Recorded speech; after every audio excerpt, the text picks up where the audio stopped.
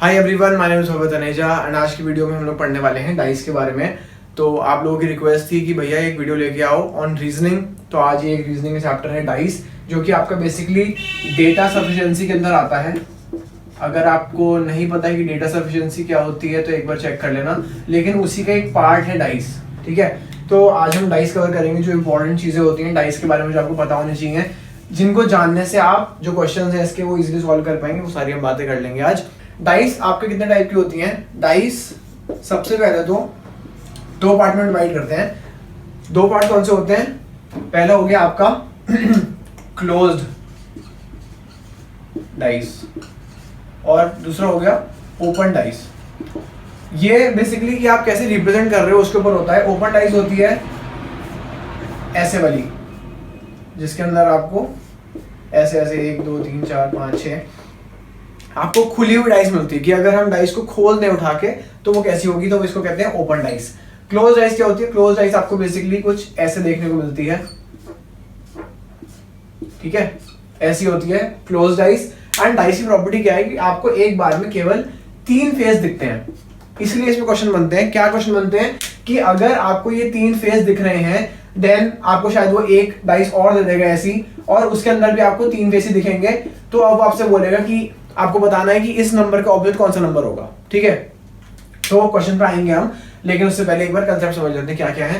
तो ये तो हो गई आपकी ओपन डाइस, क्लोज डाइस। अब क्लोज डाइस के अंदर ही आपके दो मेन डिस्ट्रीब्यूशंस और होते हैं, जिनको हम बोलते हैं standard dice and non standard dice.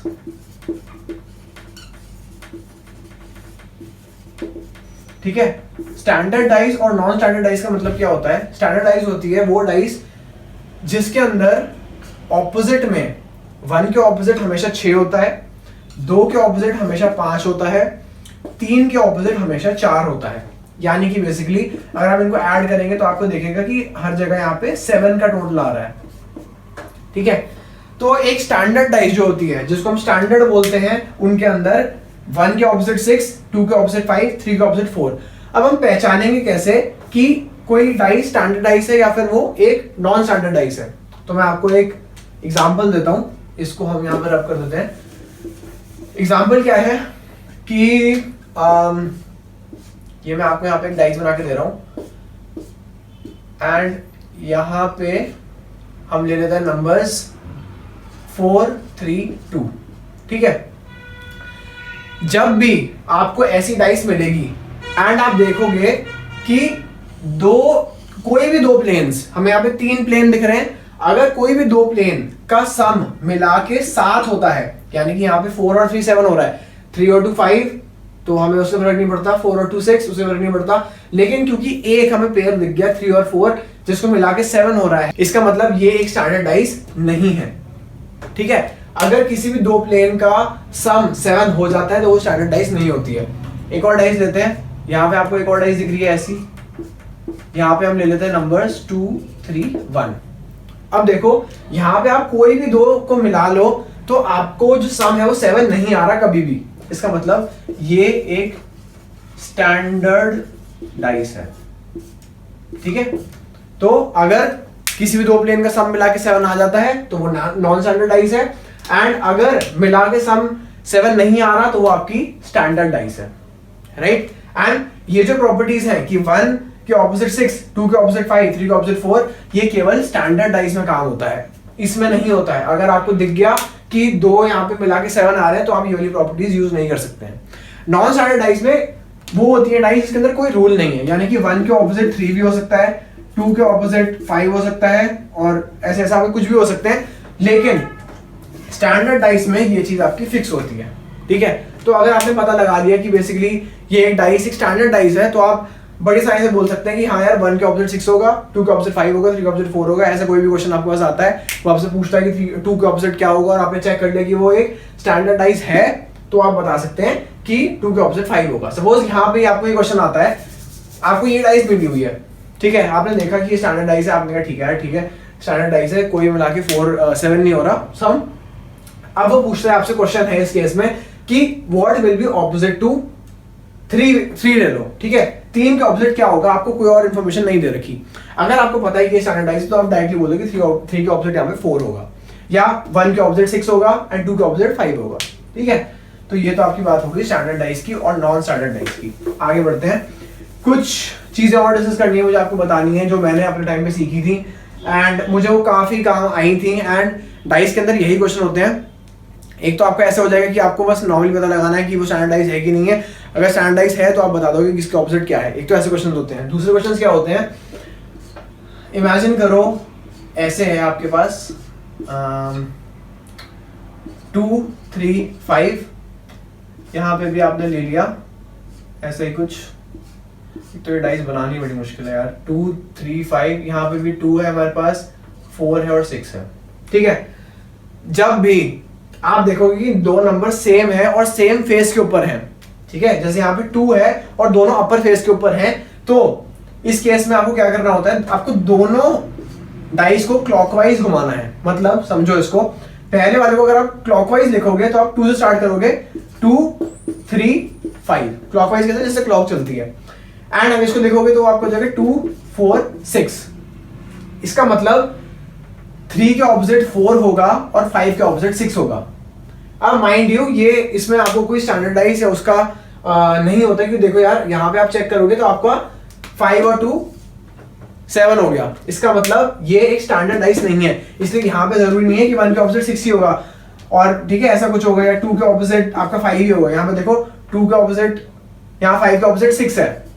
ठीक है, तो ये बेसिकली तब के लिए है जब आपको स्टैंडर्डाइज नहीं दी हुई है। स्टैंडर्डाइज में तो हमें पता ही है किसका ऑपोजिट क्या होता है, लेकिन नॉन स्टैंडर्डाइज जब भी आपको दी जाएगी तो वो आपको 2 डाइस देगा चेक करने को।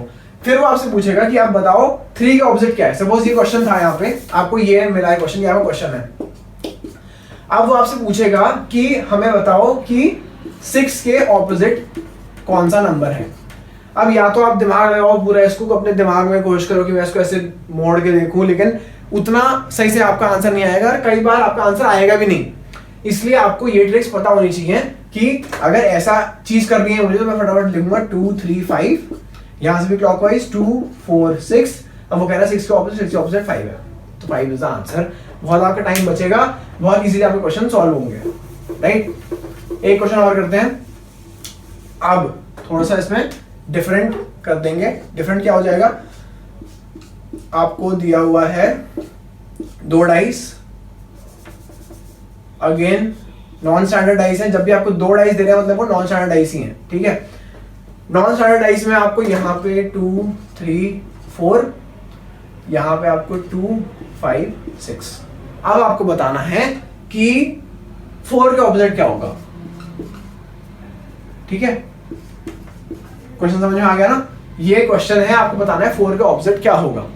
अब आप कहोगे देखो भैया पिछली बार तो यहाँ पे भी 2 था, यहाँ पे भी 2 था, लेकिन अब की बार 2 यहाँ पे चला गया, तो कोई फर्क नहीं पड़ता उससे। इस केस में भी हम क्लॉकवाइज ही चलेंगे, लेकिन हमें शुरू कहां से करना है, 2 से स्टार्ट करना है। यहाँ से हमने 2 से स्टार्ट किया, 2 3 4, यहाँ से भी 2 से स्टार्ट करो, क्लॉकवाइज जाओ, 2 5 और 6।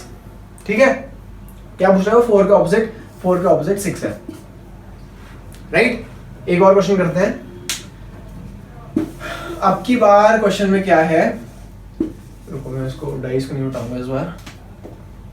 यहाँ पे हमारे पास 2 3 4 एंड मे बी 2 3 6। अब आपको बताना है कि 4 के ऑपोजिट क्या है। अब देखो इस क्वेश्चन में क्या डिफरेंस है। इस क्वेश्चन में आपको 2 फेस दे रखे हैं जो कि सेम है। ठीक है, तो इस केस को ध्यान समझना। यहां पे भी आप क्लॉकवाइज चलोगे, आपने स्टार्ट किया अपना 2 से, 2 4 3, यहाँ पे आपके आ गया 2 6 3। ठीक है, तो 4 के ऑपोजिट आपका 6 आ गया। लेकिन इसके अंदर और भी क्वेश्चन आ सकते हैं आपको, क्योंकि देखो यार यहाँ पे आप एक चीज नोटिस करोगे कि 4 के ऑपोजिट तो 6 आया है, लेकिन यहाँ पे वापस से 2 और 3 आ गया है। ऐसा तो नहीं है कि 2 के ऑपोजिट 2 ही है, 2 या 3 के ऑपोजिट 3 ही है। इसलिए इस केस में हम इनको नहीं मानते हैं, जो ये वाले आए हैं, केवल जो डिफरेंट वाले हैं उसको देख लेंगे कि 4 का ऑपोजिट 6 है।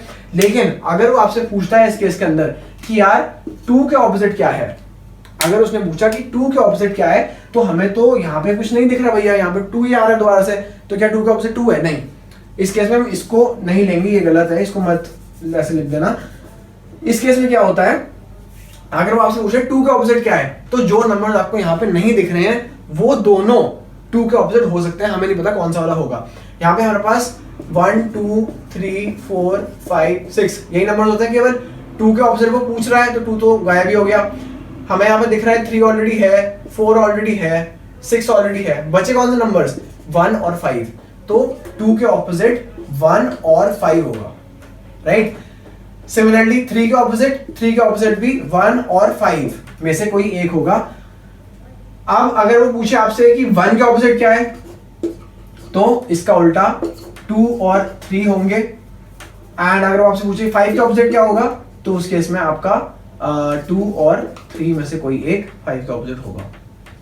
ठीक है, आई नो थोड़ा सा कंफ्यूजिंग होगा ये, लेकिन ध्यान से इसको समझना, क्योंकि देखो यार हमारे इस कंसेप्ट से तो हमें बस ये पता लगेगा कि 4 का ऑपोजिट क्या है या 6 का ऑपोजिट क्या है, लेकिन बाकियों का क्या होगा। तो बाकियों का क्योंकि हमें क्लियर नहीं है, इसलिए हम लिखते हैं कि 2 और 3 के केस में 1 और 5 में से कोई एक होगा, और 1 और 5 के केस में से 2 और 3 उनके ऑपोजिट हो सकते हैं, तो ये आपके ऑप्शन में होगा।